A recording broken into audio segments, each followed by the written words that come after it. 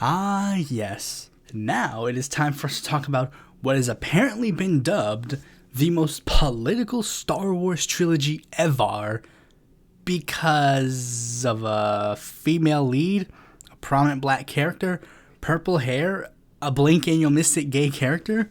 Look, I'm going to be 100% honest. This episode is going to be incredibly difficult because the hype around the film's politics was so big, you couldn't literally go anywhere without somebody saying like, oh, these Star Wars movies have become so political, they've gotten woke or blah blah blah, or they full on become SJWs for all of those incredibly minuscule things that I said at the beginning. And if you actually thought about it for 2 seconds, you'd realize that it was the haters that were the ones that were trying to make it political. It couldn't just be, oh, we just didn't like these movies. It had to be, no. This evil group of SJWs are trying to force this massive woke political agenda into Star Wars with the sole purpose of trying to ruin the franchise. Meanwhile, in reality, it's just this weird amalgam of nerds who are super obsessed with the franchise and don't want anybody who is considered a normie to be introduced to the franchise, who will then turn their anger to people who don't fit in what they think a true fan looks like. People who have absolutely no understanding on how to interact with people outside of just name-dropping a bunch of Star Wars references, and as such that has forced them to essentially be socially isolated to either fan meetups or forums, who hasn't even interacted with a girl who doesn't have any blood relation to him, which combined with all these high-octane fantasy series makes him have this skewed interpretation of women and what it means to be a real man, which is basically no different than what a socially conservative father beats into his son. And due to the fact that all this stuff somehow leads to them having basically the exact same social views as the most reactionary people in the world, said reactionary people who are already in power will then harness that energy to push for further right political agendas, even though on any other day, these extreme reactionaries would view the nerds in an extremely unfavorable light. But it doesn't matter, considering they're pushing for the same end goals. Hating social progress in order to transition back to a time period where things seemed better. For a reactionary politician, it was before certain people had rights. For a reactionary nerd, it's being heavily involved in watching, reading, playing a franchise in order to recapture the youth of when they first found that franchise.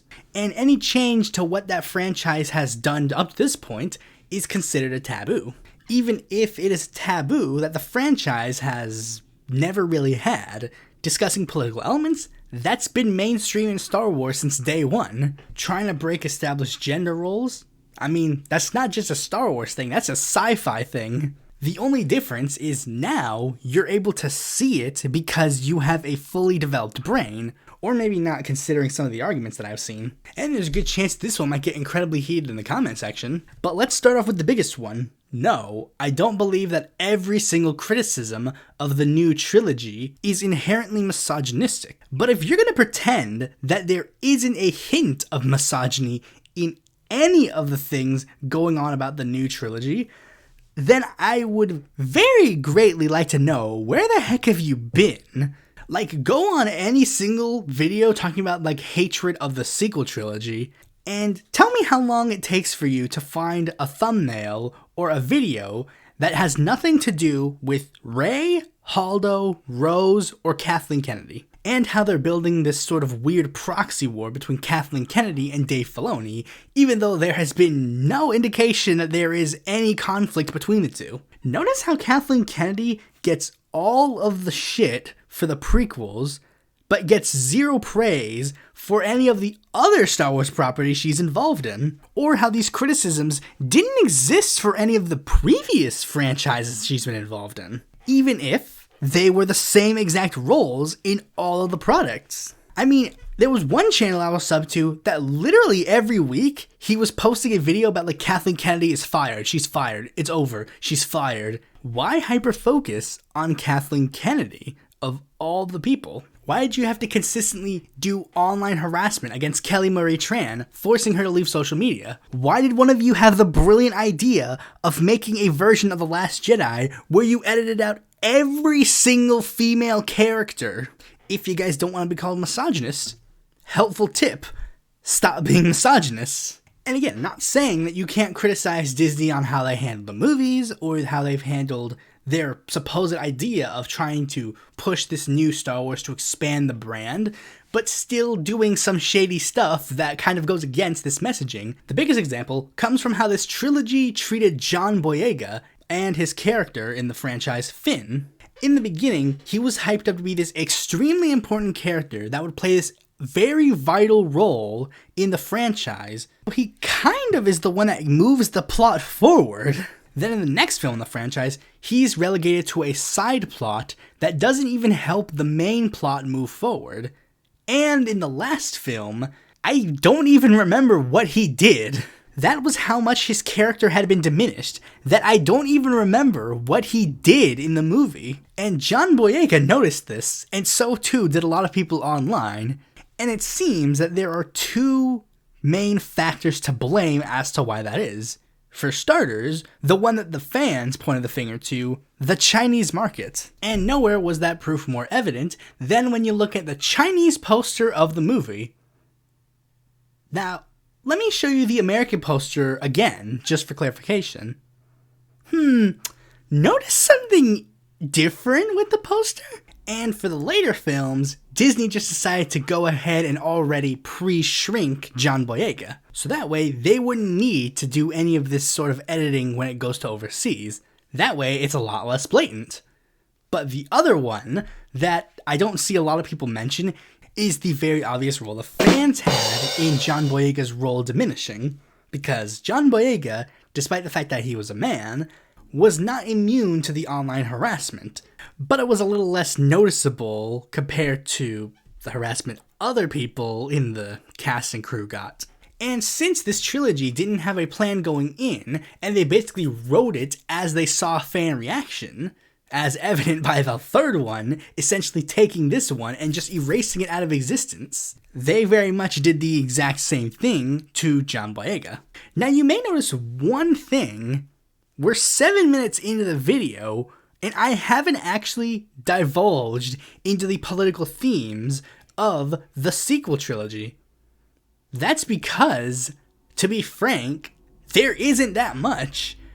I would even make the case that this is the least political Star Wars trilogy. Disney saved their more political elements for the freaking shows than they did for the movies. Not saying there aren't any, but there is significantly less. First, the one that is quintessential to every single Star Wars film, the idea of good versus evil, or like authoritarianism versus liberty or something. That is very much continued here. In fact, even more so with The Force Awakens, basically making sure that things are very much the exact same as the original trilogy. The only thing that is interesting is that they kind of ramped up the First Order's sort of Nazi-esque elements, you know, with the literal Hitler speech that is essentially done. Probably having something to do with the fact that the alt-right was a big thing at the time. But I mean, aside from that, that's basically it for The Force Awakens. The Last Jedi also does some rehashing, but for a different trilogy, taking some elements of their political themes from the prequels, and it all revolves around everybody's favorite sequel-era place, Canto Bight. Basically, Canto Bight is the Star Wars bourgeoisie, people who are making money in various unethical ways and are mostly wasting it on some pointless fun. They are basically the sci-fi caricature of a capitalist. They have child slaves, they abuse animals, but most importantly, they sell weapons to both sides of the conflict, much like the Separatists. And The Rise of Skywalker is just crap. Oh wait, no. It has a lesbian kiss scene that can be easily cut out of the movie for the foreign market. It must be SJW propaganda. And like I said, that's it. That is literally it. And before you ask, no, Rey, Finn, and Poe, they don't count. They're not political elements. They're just characters. There is nothing inherently political about them. The closest you might get is Poe, but that's because he has this basic idea of like freedom and liberty. But that's like incredibly basic stuff. The fact that Rey is a female and that Finn is black and that Poe is Hispanic does not make their inclusion in a piece of media political. In fact, I would probably argue that more political elements probably would have made this trilogy a little better if they went in deeper on certain political elements. In fact, some of the creators who were bitching and moaning about how political this franchise became, they offered some suggestions like that to make this series a bit more political. Make it that the New Republic has just recently passed a law granting droids equal rights to all other life forms. Because when you think about it, droids have always been discriminated against in the previous movies. People treat them badly. There's even that moment in A New Hope in the cantina where the bartender's like, "We don't serve their kind here. They'll have to wait outside. We don't want them in here." Which is obviously a commentary on racial segregation of the past. Like, if you have actual political elements that are in the sequel trilogy that I'm missing, by all means, let me know. I would like to see if there was literally anything outside of just minority characters existing that made this franchise so political and SJW-like. And no, I will not cover the political elements of The Mandalorian or Andor or The Bad Batch or any of the other Star Wars shows that Disney has made at the time. Some of which for reasons that are very similar, for some, it's very different. Let me know if you'd like to see episodes on those as well. Thanks for watching this video. Be sure to like, comment, share, subscribe, and click the bell to be notified when a future video of mine comes out. And for some more content from me, you can go to my website, follow me on Twitter, join my Discord, or consider supporting me on Patreon.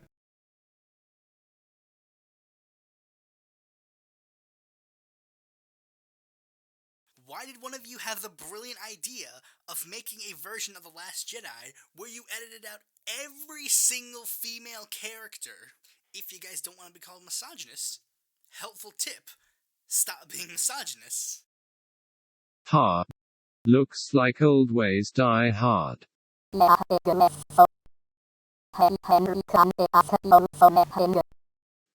Sure.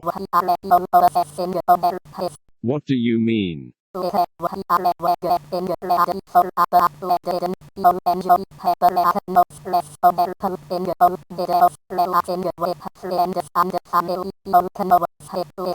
Wouldn't expect you to understand. You didn't have much of a presence at all. I did. I was basically the reason people came to the channel. I was the famous one. Not just that, my backstory explains it best. 𝔬𝔦𝔩𝔥𝔬𝔲𝔢𝔬𝔢 power comes from me reviewing fanfictions. No fanfictions to review equals no power. If you had what I had, you would too. Without the power, without the fame, I have nothing. During that break I had nothing. Outside of my videos, I am nothing.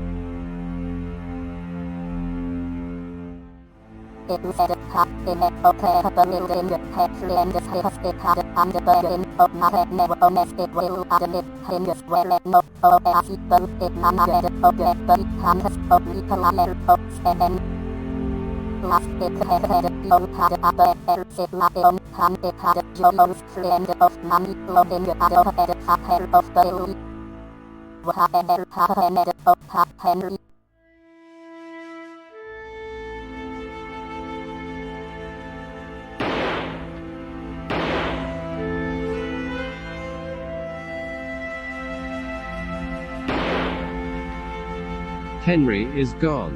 It's just the fanfiction connoisseur now. 𝔓𝔬𝔤𝔬𝔢𝔱. See you later, Nintendo. It's